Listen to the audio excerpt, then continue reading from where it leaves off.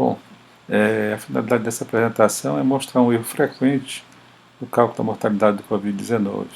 Em seguida, a gente vai apresentar um modelo para acompanhamento dos casos baseado na cadeia de Markov e, finalmente, uma estimativa do cálculo de mortalidade de acordo com os dados que a gente tem visto.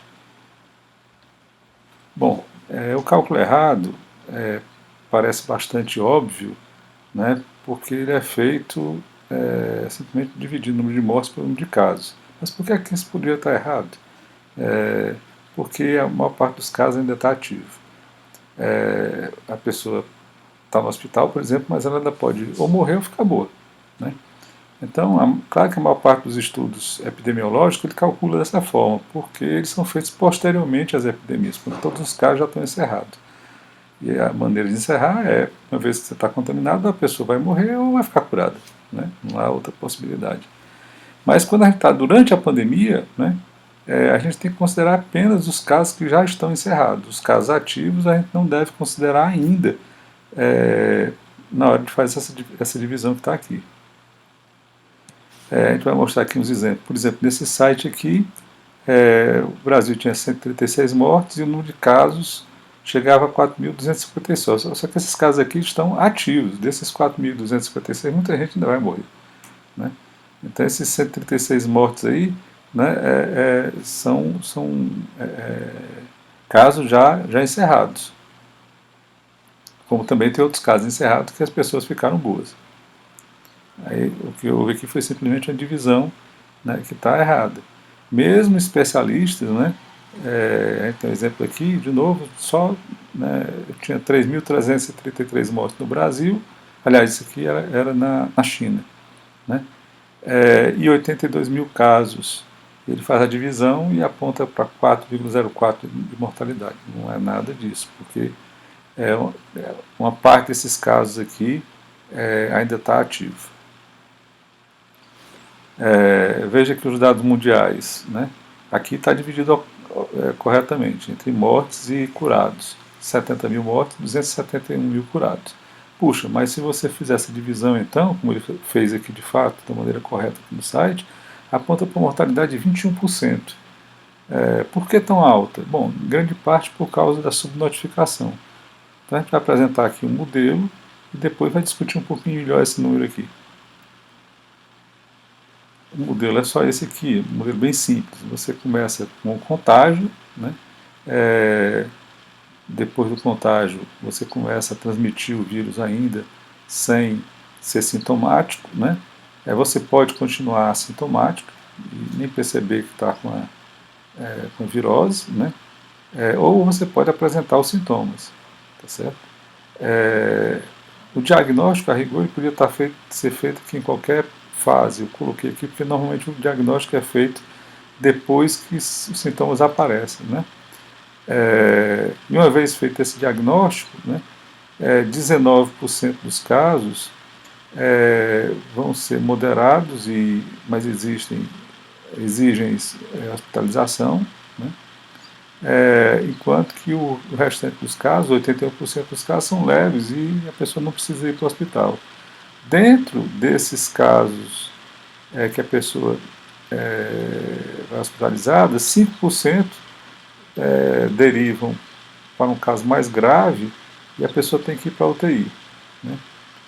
Então, 14% desses casos, né, a pessoa vai hospitalizada, mas se cura, certo? Dentro desses casos graves aqui, né, você pode ainda ou ficar bom ou se curar, certo? A taxa de mortalidade, então, no mundo está 28%, na China 4,2%, a gente vai ver daqui a pouco, e na Coreia 2,7%, aproximadamente 3%. Né? Então, se a gente considerar a taxa aqui da China de 4,2%, né, então, dos que estão em estado grave, 0,8% se curariam e a maior parte deles faleceria, né? Então, esses valores aqui foram estimados com os dados que a gente dispunha, né? E isso aqui, na verdade, é uma cadeia de Markov. A cadeia de Markov, em cada estado, você tem a probabilidade, né, associada com o estado seguinte. A rigor, a gente precisaria também ver quais são as probabilidades aqui. Uma vez que foi feito o contágio, né, quantos seriam assintomáticos, quantos seriam sintomáticos. Mas, na verdade, a gente acaba só tendo dados mais confiáveis a partir do diagnóstico. Né? Bom, uma coisa importante a gente incluir nessa modelagem é o tempo. O tempo no qual essas transições ocorrem. Normalmente a cadeia Markov usa só a probabilidade.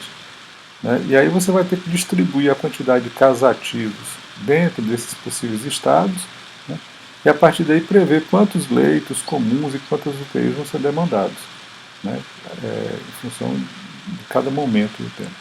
Para fazer isso, eu estendi um pouco esse modelo, né? E aqui, a partir do diagnóstico, eu coloquei mais alguns estados que são basicamente equivalentes. A gente não precisa controlar de fato como um estado, pode controlar só como uma data, e a partir da data derivar, porque os outros estados, estou dividindo aqui em dias, né? Então a quantidade de dias, D1, D2, D3, D4, a partir do aparecimento dos sintomas. Então, se você tiver assintomático, seria um D0, né? Aqui o assintomático está aqui, né? Em cima, seria como se fosse o D0. E aqui, H1, H2, H3, H4 dias de hospitalização. Então, a transição aqui de um estado para outro seria diária, né? Aí precisaria calcular o percentual. Se você está no segundo dia de hospitalização, qual a probabilidade de você ficar no terceiro, ou você ir para a UTI, ou ficar curado, né? Precisaria refinar esse modelo, né? Esses dados a gente não dispõe ainda, para usar do jeito que está aqui para uma previsão. E a partir daí você teria como dizer, olha, daqui a 2 dias eu vou precisar de X leitos, daqui a N dias eu vou precisar de X leitos de UTI. Uma vez que você conhecesse a probabilidade, quantas pessoas estão aqui diagnosticadas, por exemplo, há 4 dias, né? Quantas pessoas estão no hospital há 2 dias, quantas pessoas estão no hospital há 3 dias. A probabilidade dele continuar no hospital, né? Ou dele vir para a UTI, ou dele ficar curado. Bom, é claro que isso aqui depende das outras condições, se a pessoa tem diabetes, se a pessoa é cardíaco, né? Então, essas probabilidades elas vão ter que ser refinadas. Ela tem um caso médio, mas ela, dentro desse caso médio, tem os subcasos, né? Outra coisa também que pode ser conveniente controlar é as idas e vindas entre o leito comum e a UTI. A pessoa foi do leito comum para a UTI, depois voltou, depois pode ir de novo, né? Então seria um outro refinamento possível. Bom, aqui tem um exemplo de análise feita quase dessa forma, levando em conta a data inicial do sintoma, dessa apresentação que está no jornal O Povo, né? E de fato ele começou aqui a análise, né? Vendo os casos, a quantidade de casos, a partir da data inicial dos sintomas. Bom, o problema dessa análise é que aqui no final, nos últimos dias, sempre essa curva está baixa. Por quê? Porque como os últimos dias estão próximos do dia atual, não deu tempo de coletar os dados, né? E não é que essa curva esteja baixa aqui, é porque os dados não foram coletados, ela deve estar bem alta, né? Só que parece baixa porque não deu tempo ainda coletar os dados. Bom, então qual é a taxa de mortalidade do Covid, né? E como é que o problema da subnotificação influencia essa conta? Bem, aqui a gente está vendo a taxa da China, tá certo? A gente pode usar os dados da China e da Coreia como base, porque eles estão no patamar mais avançado de controlar o surto, né? A China já está bem perto de controlar o surto, né? Então, você vê aqui a tendência decrescente, né, da taxa de mortalidade na China. Já está 4,14, certo? E por que essa tendência aqui está decrescente, né? Porque já está mais perto, mas se você olhar aqui, ainda tem 1.299 casos ativos, uns 80 mil já encerrados, né? e tem 1.299 ativos. Desses 1.299, 265, ou seja, 20% estão no estado crítico. Né? Ou seja, aqui ainda vai morrer um bocado, né?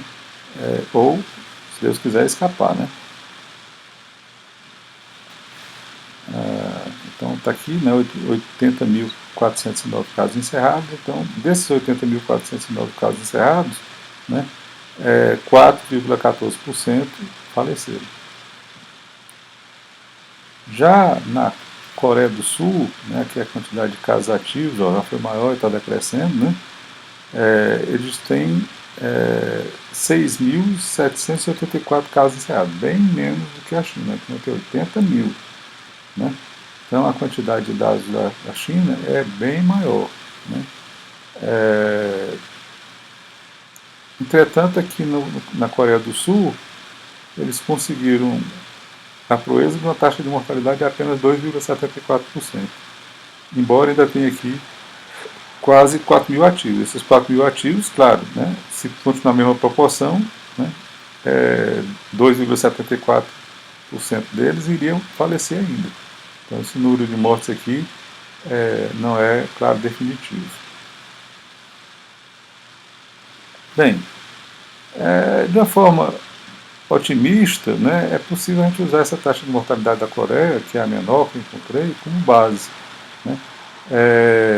E a partir dela você pode usar esse percentual, né, para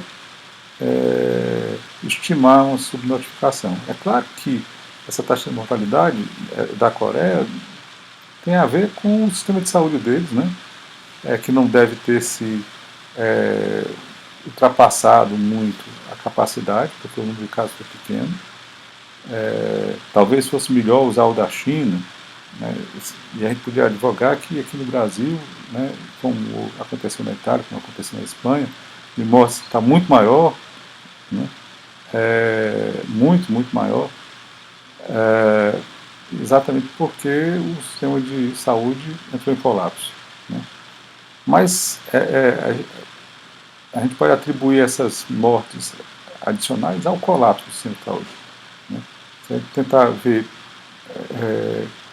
apenas o Covid, a gente faz a projeção de quantos leitos a gente vai precisar e a partir daí a gente tem como dimensionar, né, a necessidade que a gente vai ter. Bom, ainda para fazer uma correção, né, a quantidade de pessoas testadas, né, e a quantidade de casos negativos pode ajustar esse cálculo. Bom, sumarizando, né, a taxa de mortalidade aí do Covid, né, se aproxima o melhor número da China, que está mais perto do controle, né, e ela tem 80 mil casos já encerrados, é quem tem mais casos encerrados, né, em contraposição com os casos ativos que já são muito baixos, estão apenas 1.000. Né, então, a gente pode considerar esse número, né, de 4% da China, né, ou sendo otimista, 2,78% da Coreia.